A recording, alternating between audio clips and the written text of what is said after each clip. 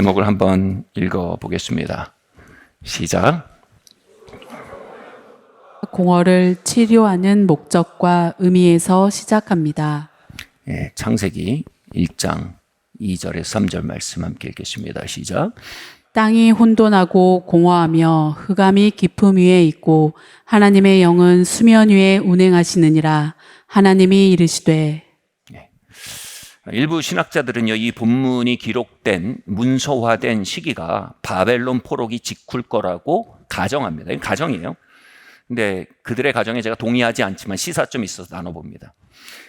바벨론 포로기가 뭡니까? 하나님의 백성인 이스라엘 민족이 이방신을 섬기는 바벨론에게 패배했어요.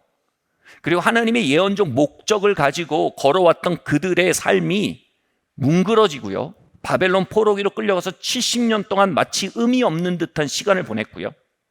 그리고 포로기에서 귀환했더니 이제 솔로몬이 지었던 아름다운 성전도 무너져 내리고 예루살렘 성도 회파됐어요.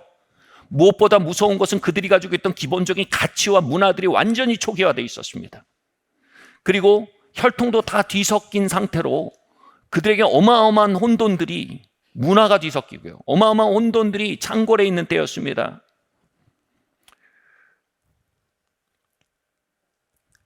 그들의 마음속엔 절망이 있었고요, 오랫동안 허무주의에 짓밟혔을 겁니다. 이게 다 뭐란 말인가?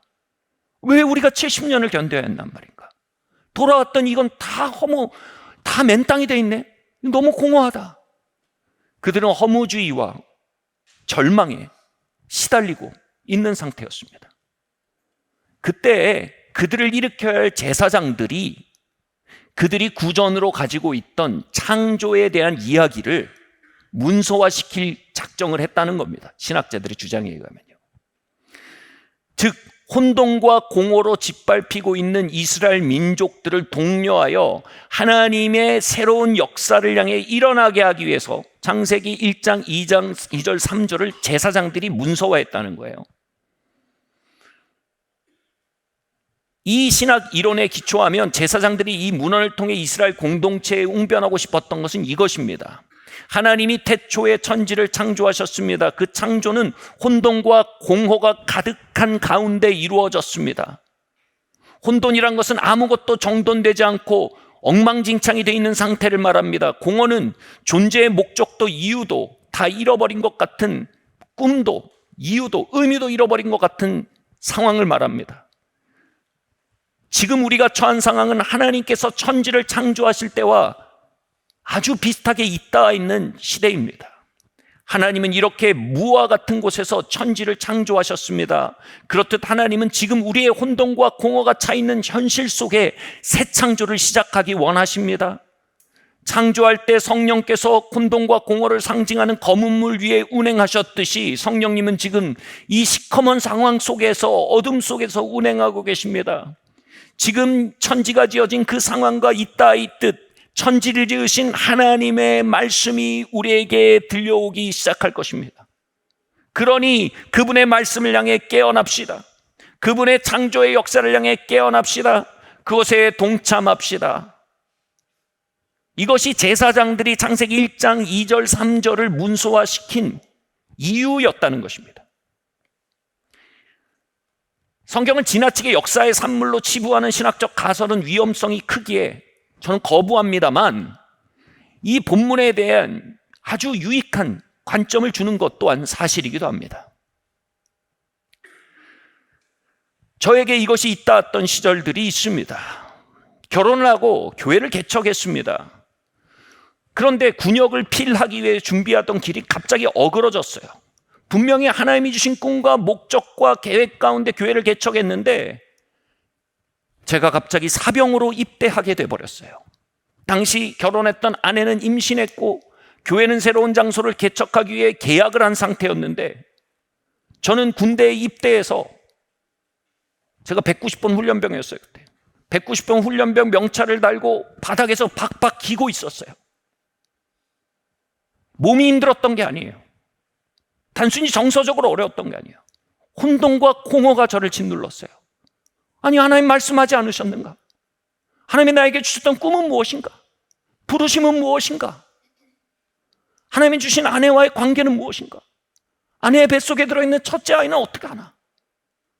그 절망, 낙심, 근심, 무기력함, 실망감, 삶에 대한 배신감들이 저를 무겁게 눌렀습니다.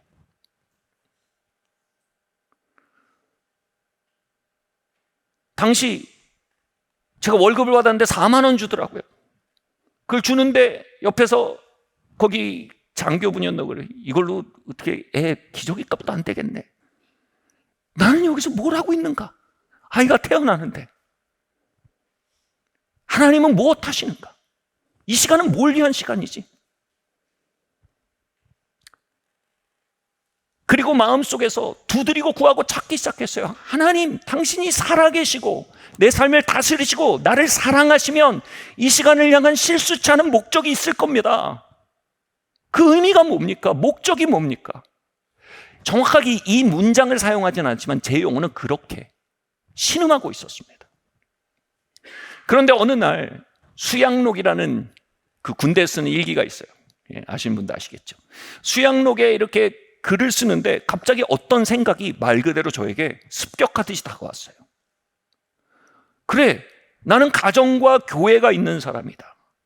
이렇게 소중한 것을 가진 사람이고 지켜야 할 아내와 딸과 그리고 개척한 교회가 있는 사람인데 그러한 나라면 더더욱 더 그것을 지키기 위한 자리에 참여해야 하는 것이 마땅치 않은가? 국가와 국경이 지켜지지 않으면 내게 하나님이 주신 소중한 것들은 다 어찌 되겠는가? 지금 당장은 내 마음에 들지 않더라도 이것을 지키기 위한 책임에 응답하는 것, 그것을 나에게 요청하시는 것이 하나님이라면 정말 이것은 합당치 않은가? 갑자기 의미가 느껴졌어요. 그래서 수양록에 그렇게 적었어요. 그 수양록을 그렇게 적는데 제 마음에 하나님의 음성처럼 이것이 들려왔어요. 제게 목적이 왔어요. 그 훈련소에서요. 뭐냐면 최고의 훈련병이 되자. 저에겐 이런 단어처럼 왔어요. 최고의 훈련병이 되어라. 이게 내가 너희를 향한 요청이다. 그 순간 저에게 목적이 생겼어요. 허무주의가 물러갔어요. 게으름과 무기력과 비탄들이 서서히 몰려나가기 시작했어요. 그래, 이건 마땅한 일이야. 의미 있는 일이야. 그래, 여기 있는 그 누구보다 내가 지켜야 할 것이 있으니 더 최고의 훈련병이 돼야겠구나. 그래서 정말로요, 제가 최선을 다했어요. 당시 훈련소에서 제가 임시 분대장이었는데 동기들 동료하고 모든 일에 앞장섰어요. 이병 계급장도 없던 임시 분대장이었는데 마치 이순신 장군이라도 된 듯이 정말 혼을 불태웠습니다. 그렇게 앞장서서 모든 일에 나서고 하다가 부상을 당했어요. 많은 분들이 저의 훈련을 만류했어요. 근데 제 안에 목적이 분명히 있었어요. 나는 최고의 훈련병이 되기 위해 이곳에 있다. 그것이 나의 가정과 나의 교회를 지키기 위한 마땅한 일이다. 그 목적은요, 그 부상을 넘어서게 했어요. 왜냐하면 최고의 훈련병은 부상 때문에 뒤로 후퇴하지 않거든요. 그래서 다리를 절면서 더 열심히 훈련했습니다.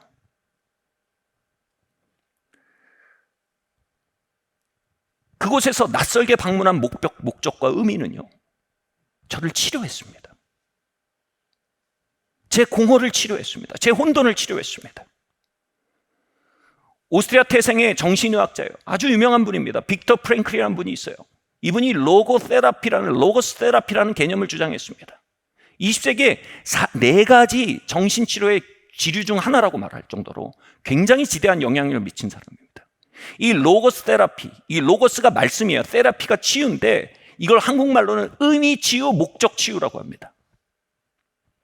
이 로고스 테라피를 빅터 프랭클이 어떻게 깨달았냐면 유대인으로서 나치 치하에서 그 감옥에 수용소에 갇히게 됩니다. 수용소에서 자유와 권리가 박탈당한 그곳에서 사람들의 삶을 이렇게 지켜보면서 그는 깊은 깨달음을 얻습니다. 그들을 죽이는 건 나치가 아니었어요. 그들을 죽이는 건 배고픔이 아니었어요. 그들을 죽여가는 건 허무함과 절망이었어요. 무의미였어요. 도대체 난 여기서 뭐 하고 있지? 이건 뭘 위한 시간이지? 하나님 계신가? 난 뭘 위해 태어났지? 이걸 왜 견뎌야 되지? 그 허무주의 안에 그들이 죽어가기 시작했습니다. 그리고 그 수용소에서 끝까지 살아서 뚫고 나가는 사람들의 특성을 보았습니다. 그들은요, 그 속에서 의미와 목적을 발견해 나가는 사람들이었어요. 빅터 프랭클은 이렇게 얘기합니다. 수용소도 그들의 영적 자유와 자신의 태도를 결정지을 자유를 빼앗지 못하는 듯 했다. 그 사람들은요, 하나님이 이 인류 공동체의 최고의 고통의 순간에 참여해서 그들의 고통을 섬기고 위로하도록 보냄받았다고 믿는 이들이 있었어요.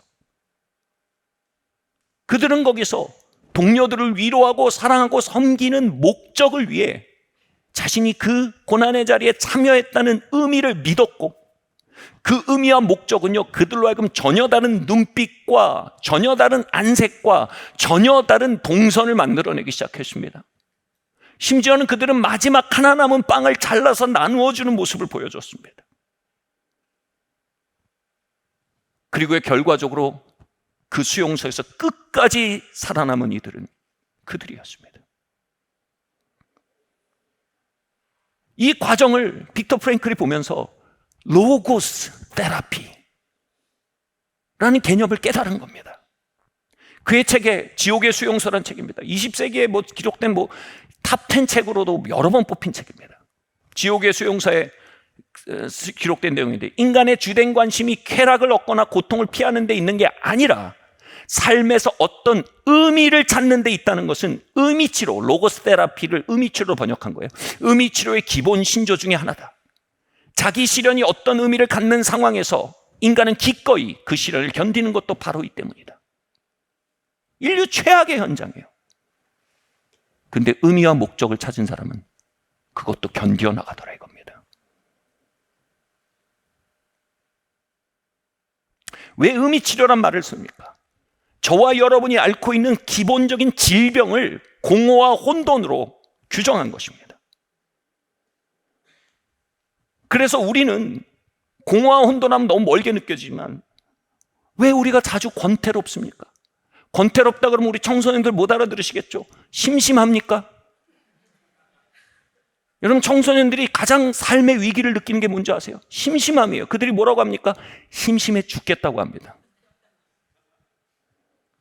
저도 때로는 심심해 죽겠습니다. 권태롭고 낙심합니다. 혼돈스럽습니다. 여러분, 두려움과 염려의 근본은 뭡니까? 혼돈입니다. 무기력합니다. 굳이 견뎌낼 에너지와 의미가 없는 겁니다. 게으름이요. 나는 천성이 게을러. 아니요. 허무하고 공허한 사람이 게으른 겁니다. 목적이 있고 의미가 있는 사람은 쓰러지는 몸을 일으켜 세울 에너지가 있습니다. 새벽 6시에 몸을 일으켜 세울 이유가 있고요. 안 읽힌 책을 펴서 읽어 나갈 에너지가 있습니다. 그럴 이유가 있는 겁니다.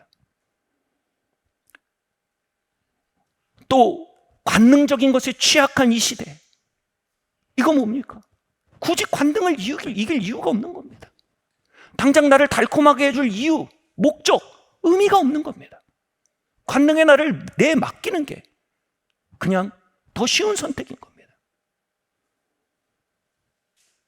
바로 이 공허와 허무라는, 혼돈이라는 질병, 이것은 우리 모두가 가지고 있는 가장 치명적인 질병입니다. 이것은요, 단순한 정신질환이 아닙니다. 육체적인 질환으로 나타날 수 있지만 질환이 아닙니다. 영적 질환입니다. 그러한 영적 질환을 가진 저와 여러분에게 의미와 목적, 이것은 우리를 치료할 수 있는 유일한 치료제입니다. 저는 고등학교 2학년 때 호흡곤란과 소화장애, 우울증, 불면증에 시달렸습니다. 내과에 가서 사진도 찍고 충북 사진도 찍고 약도 처방받았어요. 증상은 자잘하들었지만 뿌리가 안 고쳐졌어요. 그 뿌리는요, 내가 뭘 위해 공부를 해야 되나? 내가 왜 이 시간을 견뎌야 되나? 내가 죄를 짓지 않는다면 왜 죄를 안 지어야 돼? 내가 뭘 위해 이 쓰러져 내린 육체와 싸워서 앞으로 나가야 돼?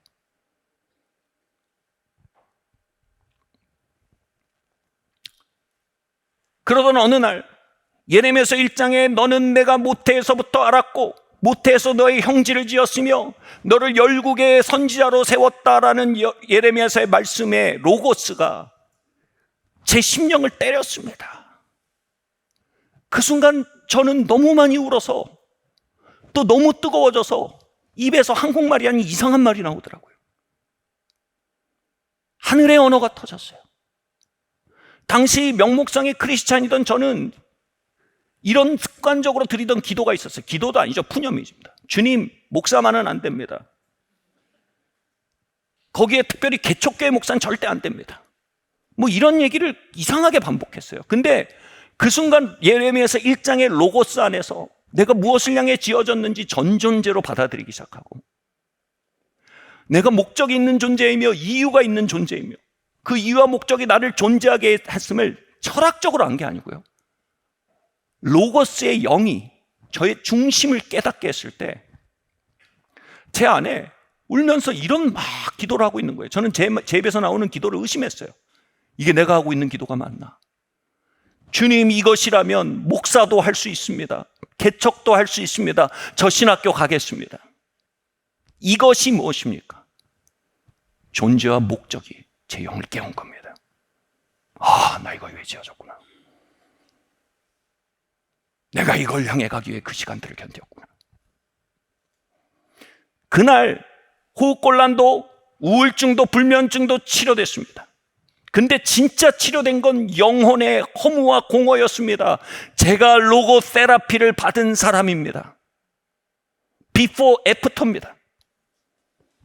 의미 치유받은 겁니다. 목적 치유받은 겁니다. 왜 의미 치유, 목적 치유가 로고스 테라피입니까? 로고스, 빅터 프랭클은요, 유대인이에요. 그는 의미와 목적을 경전, 로고스, 말씀에서 찾아야 한다는 걸 너무나 잘 아는 자였어요. 그에게 쓴 의미와 목적 이꼬르 로고스였어요. 그래서 그는 로고스 테라피란 단어를 쓴 거예요. 그의 삶에 나는 왜 정신과 의사가 되었나? 나는 왜 유대인으로서 태어나서 이 지옥의 수용소에 들어와 있는가? 나는 왜 이 수년간 나의 동료들이 죽어가는 이 시간들을 견뎌야 하는가? 나는 왜 이 역사의 현장을 걷고 있는가? 그는 로고스에서 답을 얻은 겁니다. 그래, 나는 상처 입은 치유자로 불림받았구나. 로고스의 치유력을 이 세대에 드러내기 위해 나는 그리스도와 함께 하나님과 함께 고통하고 있구나. 그래서 로고 테라피란 단어를 쓴 거예요. 오늘날 가장 영향력 있는 지성인 중에 한 명이죠. 토론토 대 교수죠. 조던 피턴스라는 분이 계십니다. 이분이 오늘날의 명성을 얻게 한 베스트셀러가 있어요. 혼돈의 채독제라는 책이 있어요. 허무주의와 절망과 관능주의들이 질병처럼 퍼진 이 시대에 그는 치료제로서, 이 혼돈과 공허의 치료제로서 12가지 답을 쓰는데 그 12가지 답에 대해 그가 머릿말이 이렇게 합니다. 이 모든 것은 성경에 기대 쓴 것이다. 놀라운 건요, 그는 크리스찬이 아니었습니다. 이 혼돈과 공허 속에 답을 줄 방법이 없는 거예요. 크리스찬이어서 성경으로 갖다 쓴 게 아니라 답을 줄 방법이 없어요. 찾아보니까 경전밖에 답이 없는 거예요. 경전 중에서도 성경이 답을 한다는 걸 그는 안 거예요. 그걸 믿은 게 아니라 필요에 의해서 성경을 가져왔다고 그가 얘기했어요. 결국 그는 최근에 울면서 신앙을 고백하고 있습니다. 최고의 지성인입니다. 결국 근데 자신의 지성으로 의미와 목적과 가치를 성립할 수 없다는 걸 안 거예요. 그래서 경전 앞에 항복한 거예요. 몇천 년 전에 기록된 경전 앞에 21세기 최고의 지성인이 항복하고 얘기한 겁니다. 경전으로 돌아가야 된다고. 얼마 전에 여러분 철학 중에서도 과학 중에서도 가장 철학적인 과학이 물리학입니다. 물리학 중에서도 저에게 있어서 가장 철학적인 물리학처럼 보이는 게 양자역학이에요. 우리나라 양자역학의 전문가죠. 경희대 김상욱 교수가 이렇게 얘기하는 걸 봤어요. 저는 무신론자입니다. 그리고 저는 물리학자입니다. 그런데도 저는 종교의 당위성과 필요성을 인정할 수밖에 없습니다. 어떤 것들을 연구하고 조사하고 연역적으로 균역적으로 뒤져봐도 왜 사람을 죽이면 안 되는지 명료한 대답이 나오질 않습니다. 왜 우리가 한 남자와 한 여자가 서로를 사랑하며 서로에게 헌신해야 되는지 명료한 대답이 나오질 않습니다. 왜 우리가 쾌락주의를 거슬러야 하는지 명료한 대답이 나오질 않습니다. 왜 남의 것을 훔치면 안 되는지 명료한 대답이 나오질 않습니다. 그건 오직 종교만이 대답할 수 있습니다. 저는 무신론자지만 종교가 필요하다는 사실 앞에 항복합니다. 이런 표현이에요. 제가 조금 해석을 더 했어요. 그가 말하는 게 뭐예요? 하나님이 하나님의 형상대로 사람을 창조하셨다라는 경전의 선언 안에서 사람을 죽이면 안 된다는 가치를 발견하는 거예요. 살인하지 말지니라는 십계명 안에서 이것이 하나님을 경외하는 방법이며, 간음하지 말지니라라는 십계명 안에서 이것이 하나님을 따르는 방법이며, 도둑질하지 말지니라는 이 선언 안에서 이것이 삶 속에 하나님을 경외하는 방법임을 경전을 통해 인류가 배우지 않았다면 인류는 죽이고 도적질하고 마구문란하게 살아가는 존재가 될 수밖에 없다는 거예요. 저는 감히 말합니다. 우리의 진짜 질병은 우울증이 아닙니다. 우리의 진짜 문제는 절망이 아닙니다. 우리의 진짜 문제는 근심이 아닙니다. 우리의 진짜 고통은 불면증이 아닙니다. 그것은 증상일 뿐입니다. 우리의 진짜 문제는 게으름도 아닙니다. 우리의 진짜 문제는 공허입니다. 허무입니다. 바벨론 포로기 직후 이스라엘 공동체를 둘러싼 허무와 공허를 치유하기 위해 제사장들이 이렇게 말했던 것처럼 말입니다. 하나님이 말씀하기 시작하신다. 이제 우리가 그 앞으로 가자.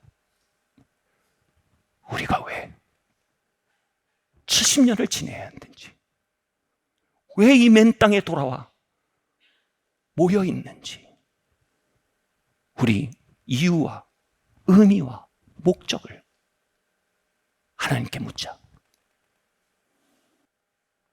저희 CT1 기독학교의 한 선생님의 이야기입니다. 무기력과 자기연민과 우울증에 빠져서, 우울함에 빠져서 시간을 보내고 있었답니다. 아, 내가 왜 여기서 이러고 있나? 내가 뭘 하고 있나? 도대체 내가 이걸 왜 견뎌야 돼? 내가 왜 이렇게 해야 돼? 불만과 분노와 권태가 그를 감싸고 있었습니다. 인식하지 못했겠지만 이게 바로 공허와 혼돈의 질병입니다. 그러다가 저희 교회에 있는 영성 수련 프로그램이죠. 렉지오 디비나를 하게 되었어요. 그 중에 그리스도께서 순환당하신 말씀을 묵상하게 됐어요. 로고스를 묵상하게 됐어요. 그분의 순환을 묵상하던 중에 그의 상상력이 열립니다. 그리고 예수께서 당신의 왕자들을 불러서 자신의 영토의 각 부분에 그 왕자들을 파송하면서 내 땅들을 지키기 위한, 넓혀가기 위한 싸움을 해다오라고 명하시는 상상력이 열립니다. 그리고 이 선생님에게 너는 아이들의 미래를 위해 싸우다오. 그는 기도 속에서 주님 말씀해 주셔서 영광입니다 하고 나가서 전쟁을 치렀습니다. 근데 돌아오는 자신을 보니 팔도 잘리고 다리도 잘리고 엄청난 상처를 입고 다시 주님의 보좌 앞에 돌아와 있는 걸 보게 됩니다. 그런데 예수께서 왕좌에서 내려오셔서 이렇게 말씀하시는 겁니다. 너는 참으로 나의 순환에 참여했구나. 참으로 내 전쟁에 참여했구나. 너의 상처는 내 상처고 너의 고통은 내 고통이다. 왜냐하면 너가 나의 전쟁을 너의 전쟁으로 받아들였기 때문이다. 저는 그래서 물었습니다. 팔다리가 잘린 그 상처는 뭡니까? 라고 물으니 그 선생님이 이렇게 대답하는 겁니다. 열심히 가르치는데 잘 따라와 주지 못하는 듯한 학생을 볼 때 고통입니다. 나의 중심을 몰라주는 그들의 반응을 볼 때 마음속으로 고통과 절망을 느끼며 이런 공허가 옵니다. 내가 내 새끼도 잘 못 키우는데 왜 남의 집 자식들을 위해 이렇게 싸우는가? 여러분, 공허와 혼돈이라 그래서 뭐 그렇게 대단히 철학적인 게 아닙니다. 짜증이 나는 겁니다. 화가 나는 겁니다. 내가 뭘 영화를 보겠다고 이러나? 그런데 주님께서 다가오셔서 그 공허와 혼돈과 맞서 싸우며 하나님의 영토의 한 부분을 담당하며 아이들의 미래를 위해 싸워나가다가 상처 입고 고통받는 그에게 주께서 이렇게 말씀하신 걸 경험한 거예요. 그 고통은 내 고통이다. 내가 그 공허와 혼돈으로 가득한 시대 속에 십자가를 지고 올라가서 산길을 열었다. 내 싸움에 참여해줘서 고맙다. 그렇게 주께서 말씀하시는데 혼자서 엄청 꺼이꺼이 울었답니다. 그리고 알 수 없는 힘과 기쁨과 생명력이 용솟음 치는 것을 경험한 것입니다. 공동체의 유익은 이것입니다. 기도 지도를 하면서도 그들의 삶에서 들려오는 이야기를 들을 수 있는 채널이 있다는 겁니다. 학교에서 이런 얘기 들립니다. 어느 선생님 요즘 무슨 좋은 일 있어요? 활기가 넘쳐요. 적극적이고 창의적이에요. 어려움을 견뎌내는 힘이 달라요. 주변에 대한 관심이 매우 풍성해졌어요. 무슨 좋은 일 있어요? 라는 얘기가 들려온다는 겁니다. 차를 샀나? 아이가 새로 생겼나? 근데 저는 알아요. 로고스 테라피예요. 공허가 치유된 거예요. 허무가 치유된 거예요. 네, 주님, 저는 주의 십자가에 참여하는 것이었군요. 예, 주님, 저는 이 땅에 임하는 주의 나라에 참여한 것이었군요. 예, 주님, 저는 주님과 함께 그 공허와 혼돈의 전쟁 속에 상처받아 왔군요. 예, 주님, 이 상처는 이제 내게 영광의 상처입니다. 주님, 내 남을 삶을 주님의 목적에 드립니다.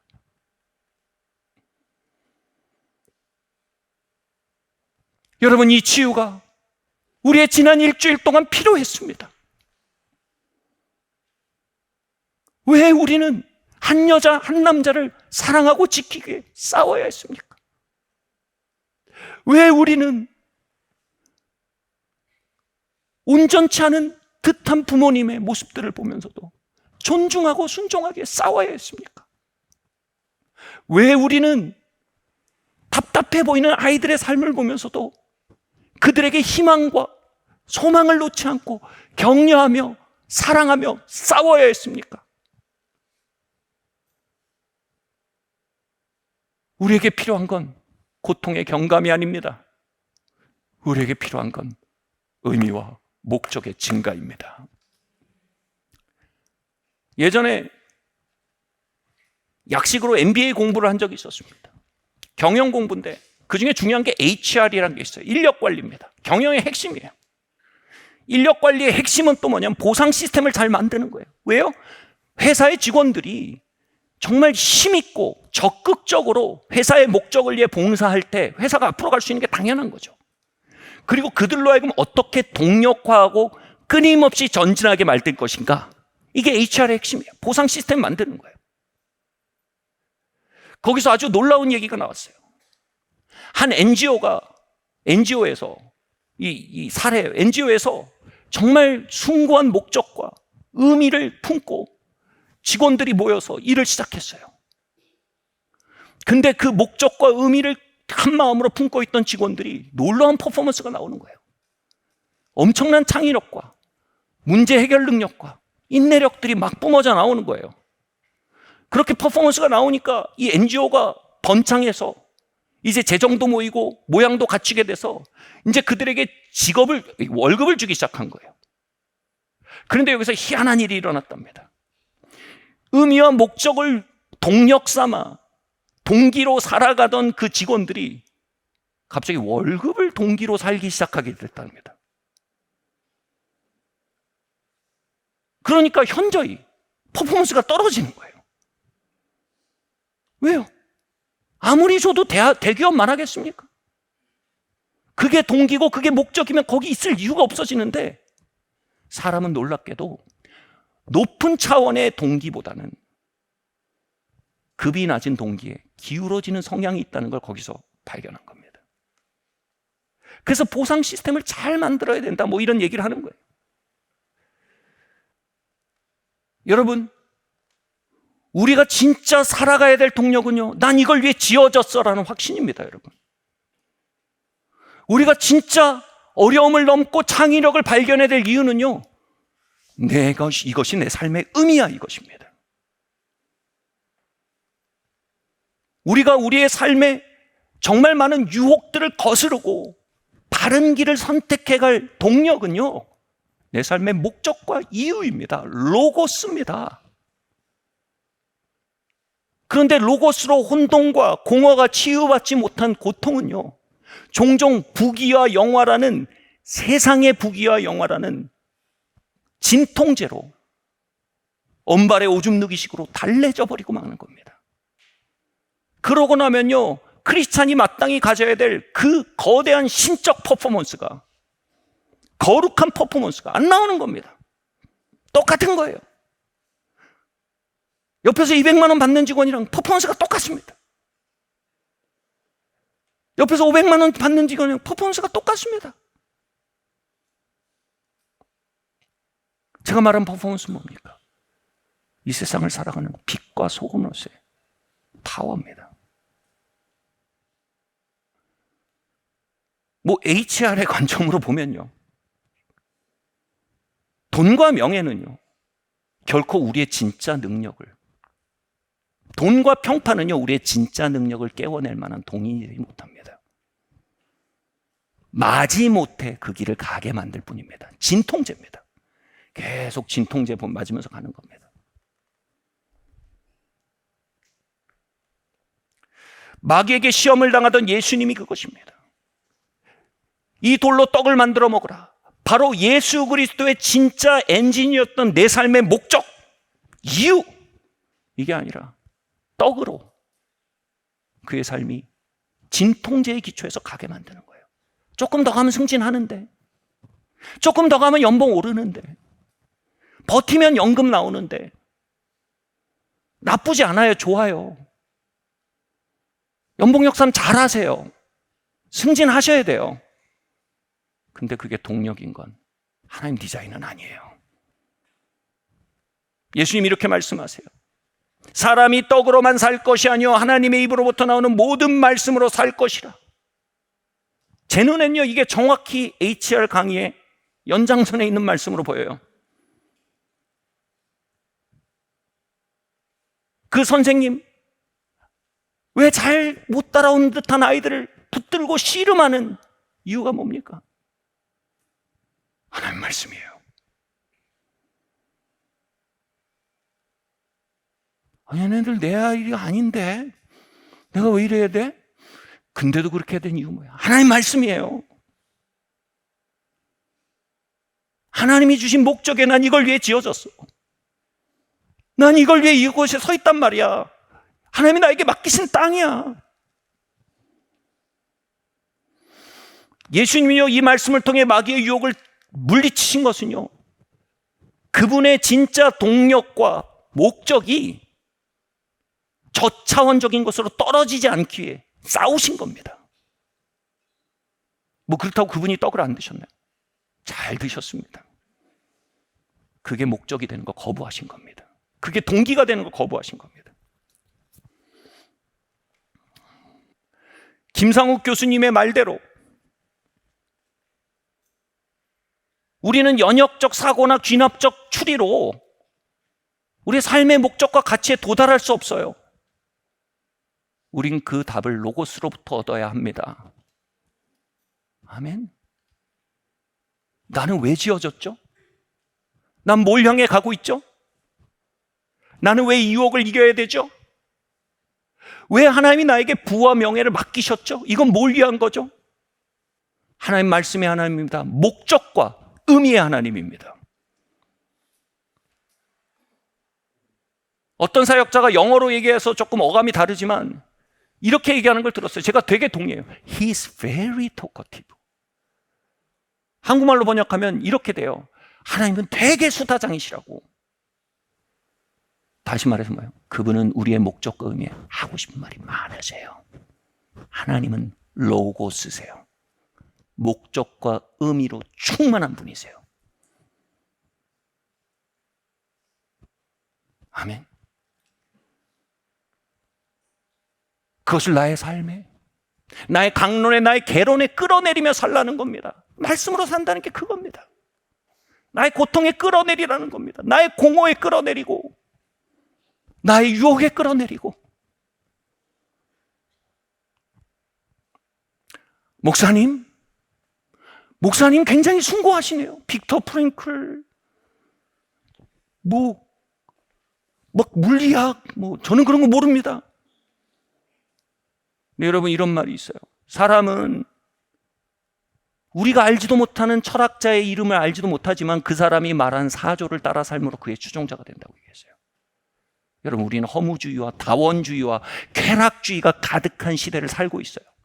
이건 철학적인 얘기가 아니에요. 우리의 삶에 가득한 현실이에요. 이건 고상한 얘기가 아니에요. 현실적인 얘기예요. 그리고 이건 숭고한 얘기가 아니고 아주 편하게 사는 길이에요. 하나님은 말씀으로 천지를 지었고 저와 여러분을 말씀으로 지으셨습니다. 무슨 얘기입니까? 말씀은 의미와 목적을 품고 있습니다. 다시 말해 하나님은 우리를 의미와 목적을 가지고 지으셨단 말이에요. 그리고 그 의미와 목적 안에 살도록 우리 DNA가 프로그래밍 돼 있단 말이에요. 새가 하늘을 살게 지어졌듯 물고기가 물속을 살게 지어졌듯 우리는 하나님의 말씀으로 살도록 지어졌어요. 하나님의 말씀과 의미와 목적 안에 산다는 건 숭고한 삶이 아니라 편한 삶이에요. 새는 하늘을 날기 위해 애쓰지 않아요. 물고기는 물속에 헤엄치게 애쓰지 않아요. 인간은 하나님의 말씀 안에 살기 위해 애쓰지 않아요. 인간은 하나님의 말씀 밖에 살기 위해 애쓰고 수고하고 있는 거예요. 수고를 그치세요. 그 허무한 삶을 견디는 수고를 그치세요. 그 무의미하고 목적 없고 진통제나 때려 맞으며 사는 그 삶을 견디는 그 맷집은 정말 영웅적이에요. 이제 영웅적인 삶을 내려놓으세요. 그리고 편안한 삶으로 들어오세요. 하나님, 내가 뭘 위해 지어졌죠? 나는 왜 이렇게 살고 있죠? 하나님 말씀해 주세요. 그 설교자의 말을 빌면 He is very talkative. 그분은 할 말씀이 많으세요. 아멘. 에베소서 2장 10절에 이렇게 말합니다. 함께 읽겠습니다. 시작. 우리는 그가 만드신 바라 그리스도 예수 안에서 선한 일을 위하여 지으심을 받은 자니 이 일은 하나님의 전에 예비하사 우리로 그 가운데서 행하게 하려 하심이니라. 우리는 그가 만드신 바입니다. 그리스도 안에서 뭘 위해서 지으셨대요? 선한 일을 위해서 지으셨대요. 하나님이 전에 창세 전에 그것을 향해 우리의 형질을 준비하셔가지고 그것 가운데 살게 하게 우리를 지으셨대요.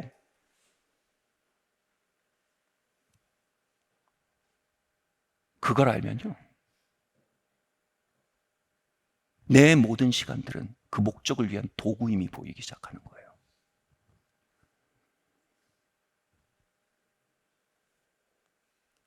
내 삶에 있는 유혹들을 거슬러 나갈 충분한 동력을 얻기 시작하는 거예요. 때로는 지켜야 할 관계들을 목숨 걸고 지킬 수 있는 에너지를 얻는 거예요. 선을 넘지 않을 수 있는 동력을 얻는 거예요. 때로는 우리에게 맡겨지는 부나 권력이나 명예를 정말 무엇에 복속시켜 사용해야 할지 알 수 있는 절제력을 얻을 수 있는 거예요. 모든 건 목적에서 나와요. 서양 속담에 이런 말이 있어요. 계획하지 않는 삶은 실패를 계획하는 삶이다. 계획의 시작은 뭡니까? 목적입니다. 목적에 대해서 나이팅게일이 이렇게 말했다고 해요. 목적이 있는 사람은 성공한다. 왜냐하면 그들은 어디로 가는지 알기 때문이다.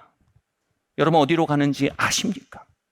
무엇을 위해 지어지셨습니까? 여러분이 만약 순천을 향해 지어졌다면 부산으로 400km로 1등으로 달리고 있다면 여러분 1등으로 실패하고 있는 거예요. 초고속으로 실패하고 있는 거예요. 하나님은요, 하나님의 은혜는 그 속도를 늦추시는 거예요. 하나님의 은혜는 그 차를 멈추시는 거예요. 하나님의 은혜는 그 차를 유턴시키는 거예요.